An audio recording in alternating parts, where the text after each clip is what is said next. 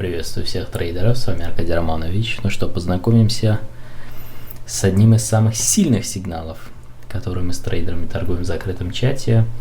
Сигнал на коррекциях, который позволяет сделать take profit в 3, 5, а то и 10 раз больше, чем ваш стоп-лосс. Ну и, соответственно, заработать в 3, 5, 10 раз больше. Сегодня будет подробная инструкция по этому сигналу. Я сразу скажу, что одной детали раскрыть не смогу. Эта деталь относится к нашему закрытому чату.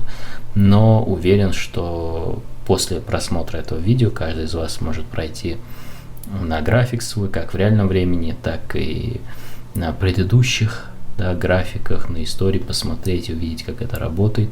И оптимизировать под себя, может быть, даже соединить со своей системой, найти какие-то общие стыки. Итак, ну что, поехали. Первое условие, когда мы торгуем коррекцию. Вот мы торгуем коррекцию. Что мы хотим видеть на коррекции?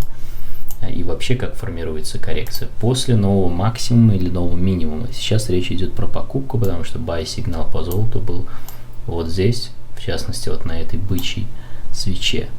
И почему он был, как мы идем от левого края к правому, сегодня будет об этом речь. Так, первое условие – это новый максимум. Прежде чем торговать на коррекции, мы хотим видеть NM, новый максимум или пробой уровня. Если так вам проще, в данном случае пробили уровень и сформировали новый максимум. То есть новый максимум NM, первое условие. Второе условие, смотрим вниз, тренд фильтр зеленый. На протяжении всего вот этого отрезка от формирования нового максимума до сигнала на buy, тренд фильтр зеленый, это важно. Второе условие. Третье условие относится к типу коррекции. Вот посмотрите на эту коррекцию, что в ней примечательно. То, что все свечи противоположные, то есть нисходящие, потому что у нас есть движение вверх, бычье движение, восходящее, а коррекция это нисходящее движение, и все свечи на вот этом отрезке от начала коррекции, возьмем первую черную свечу, до конца коррекции, все свечи какого цвета? Все черные.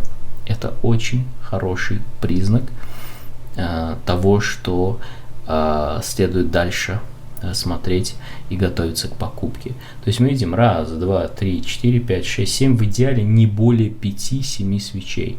Если меньше, хорошо, но в идеале я бы ориентировался на 3-6 свечей противоположных. То есть если импульс вверх, а иначе скажу, мы говорим про NM, новый максимум, соответственно, мы говорим про какие свечи, ассоциации, красные, или черные, смотря какие в настройках цвета у вас окрашивания свечей.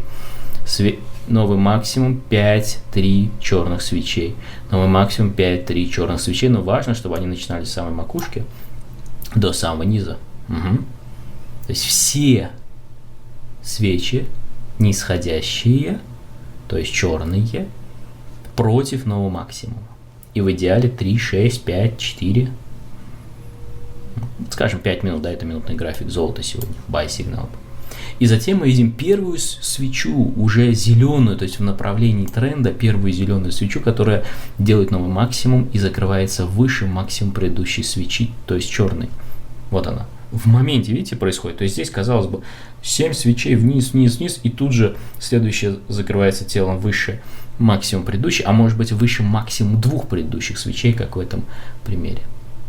И вот на этой свече buy. Но есть еще один критерий, если вы участник нашего сообщества, вы знаете, который во многом определяет значимость вот этого сигнала. Но даже если у вас этого критерия нет, ничего страшного, вы можете пройти на истории, либо понаблюдать в реальном времени. И теперь, если здесь buy сигнал, где наши стопы, преимущество этого сигнала в том, что наши стопы ультра короткие, не надо ставить далеко за вот этой комбинацией.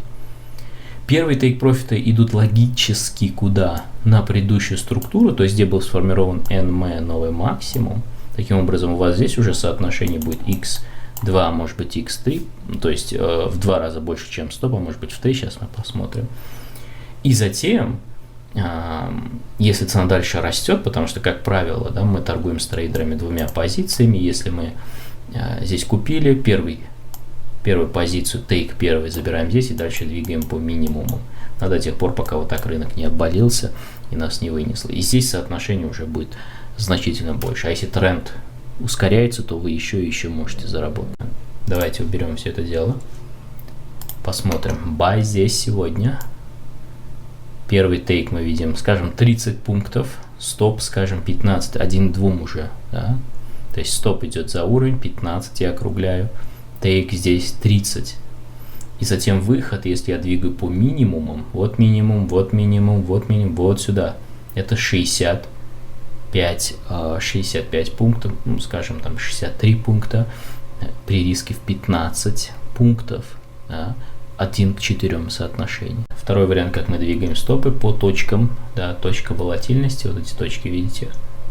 Соответственно, если цена растет дальше, дальше, дальше, дальше, то линия идет вслед за ценой, и, следовательно, мы еще можем заработать.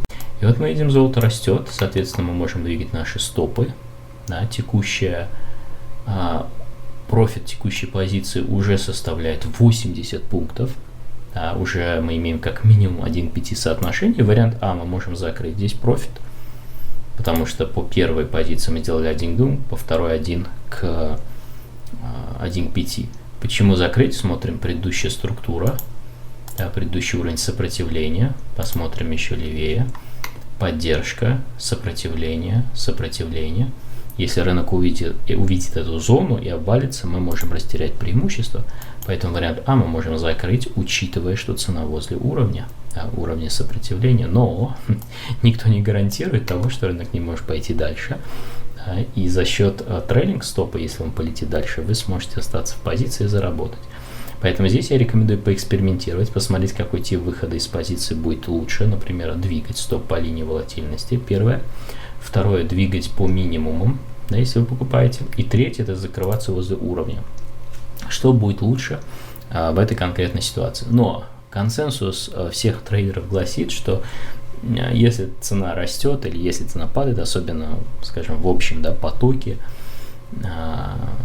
по направлению общего тренда, то он может продолжаться очень долго. И один из способов остаться в этом тренде, да, прокатиться, это точки волатильности, да, то есть трейлинг стоп. Потому что если я двигаю по минимумам, любое движение чуть-чуть против, я могу вылететь.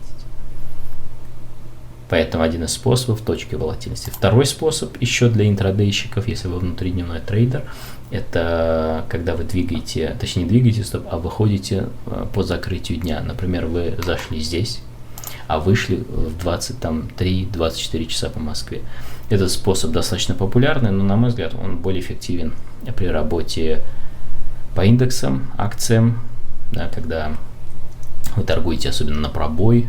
Да, там есть отдельные техники, можно выходить по окончании дня. По золоту я не думаю, что это будет супер эффективно, конечно, вы можете посмотреть. То есть способов выхода из позиции много. И еще раз говорю, вот, допустим, я вам предложил 4 способа, да, выхода из позиции. Или их может быть там еще у вас какие-то, да, дополнительные, суммарно там вообще сотни. И вот дать 100 трейдерам один и тот же сигнал, они в одно и то же время откроют сделку, а выйдут по-разному. И это будет разный профит. А может быть и не будет профита, если трейдер слишком рано выйдет. Да. Поэтому выход из позиции, менеджмент, как вы будете управлять позицией, имеет намного больше значения, чем сам сигнал, когда вы уже его знаете. Хотите торговать с нами? Добро пожаловать. Ссылки все на обучение, на мои торговые системы под этим видео. И увидимся. Пока.